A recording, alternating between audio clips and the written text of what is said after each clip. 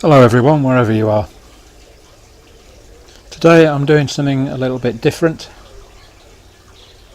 I'm actually visiting somewhere which I didn't even know about, but is about 6 miles from my house. This is the Huai Hong Khrai Royal Development Study Centre, which is just a few kilometres further down the Chiang Mai road than my house is from Chiang Mai. This project was set up by the former king and addresses the issue of deterioration of the forests due to logging, expansion of land for agricultural activities and the occurrence of forest fires. This area had been decimated, forests were deteriorated, ineffective in retaining water, and most of the plant species had died. There was only about 35 left. The area had become arid, complete lack of humidity, and that led to the occurrence of forest fires virtually every year. Soil was acidic and therefore pretty useless for agricultural activities. The late king had always been a champion of the forests and nature, and therefore in December 1982 he initiated the establishment of the Huai Hong Khrai Rural Development Study Centre. The centre covers an area of about 1,360 hectares in the Huai Hong Khrai Basin, which is part of Khun Kuang National Forest Reserve and situated in Doistaket, which is where I live.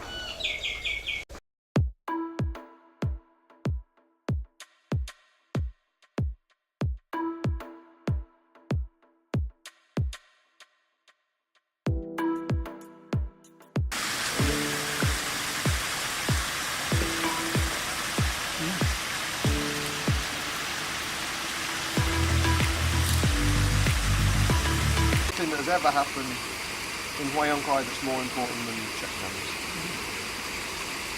And it's really nice that they came from a hill tribe idea, even though the use of these is quite different and they've really been developed.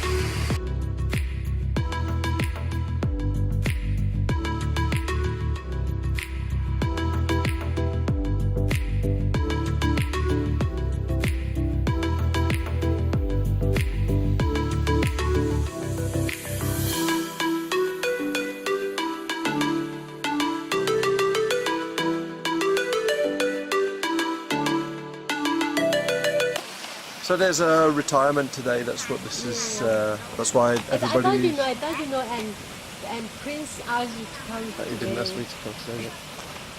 Prince I will be.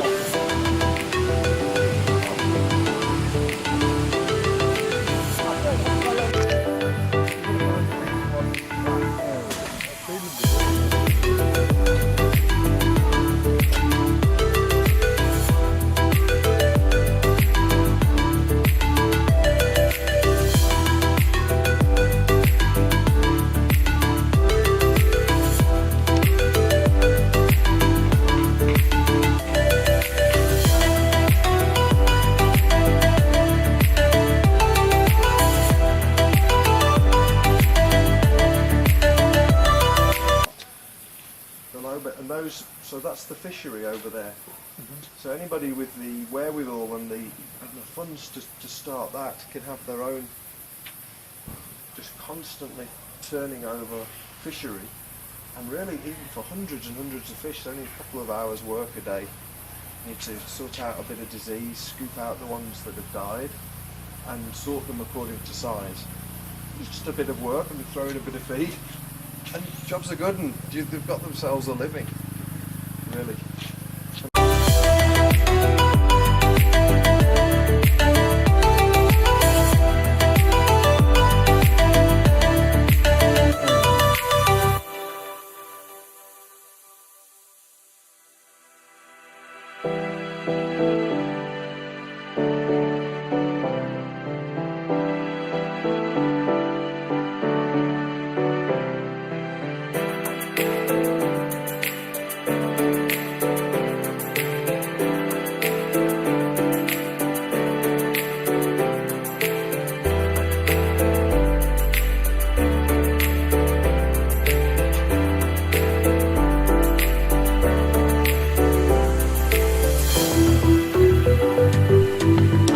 So now we're going to take a ride up to the frog centre. Frogs are a big business in Thailand and many of the locals like to eat.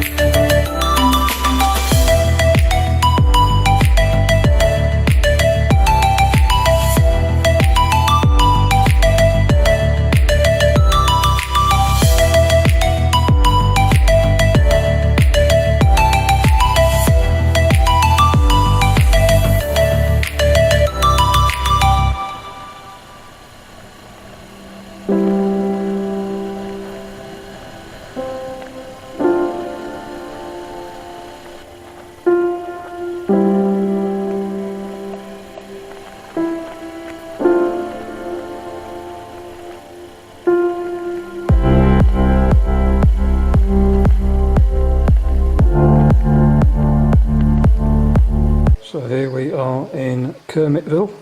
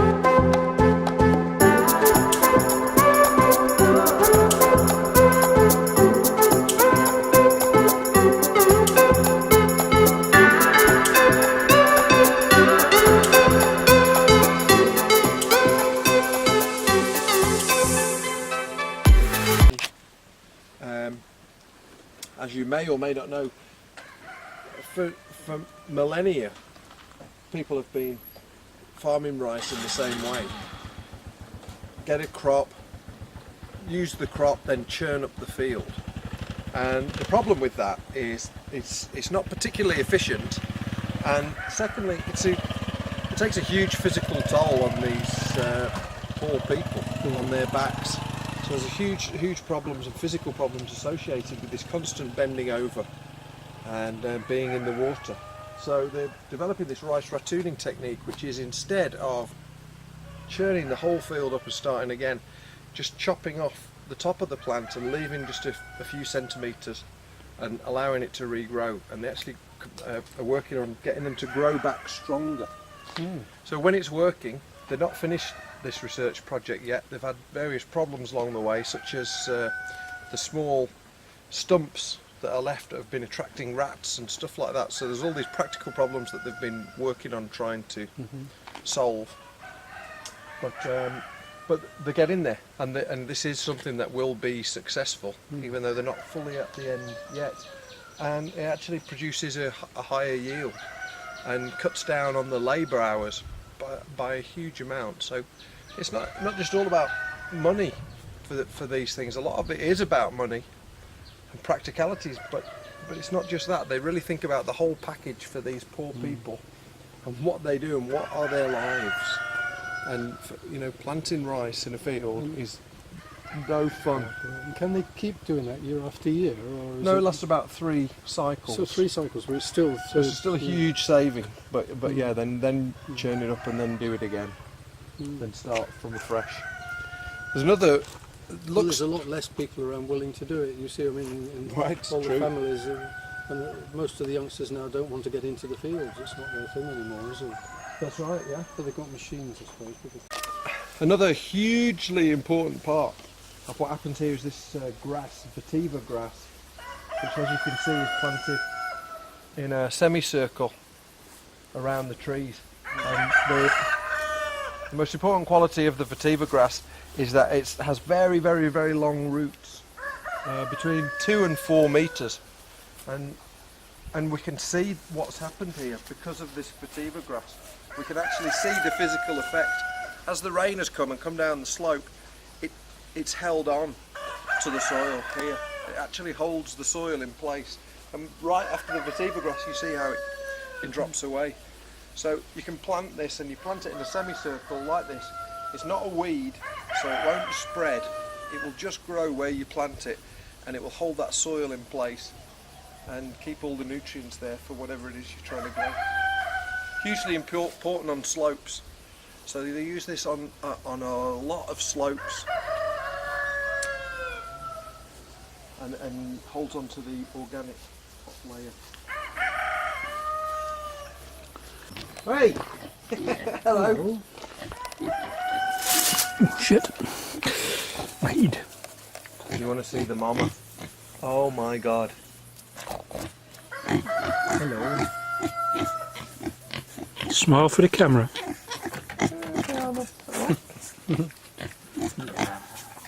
You won't get me putting my hand in there, mate. Nasty little beggars of pigs if they want to be. Really? Yeah, oh, yeah. Well, Give you a right nip. When they're hungry. Right! I want to see the mama. She's absolutely enormous.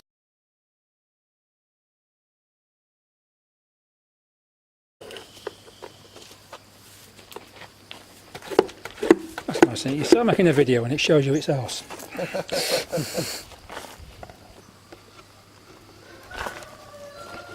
Don't you dare start chewing this, you two.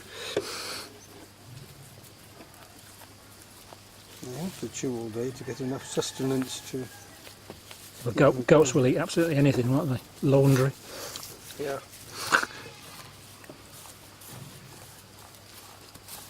You eat cameras? Yeah. Hello, matey. Yeah, yeah.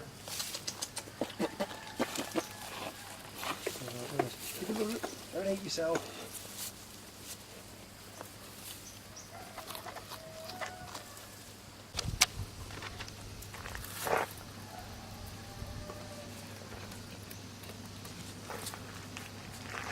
Alright, let's go look at a gibbon. So we go look at a gibbon and go get a drink, shall we?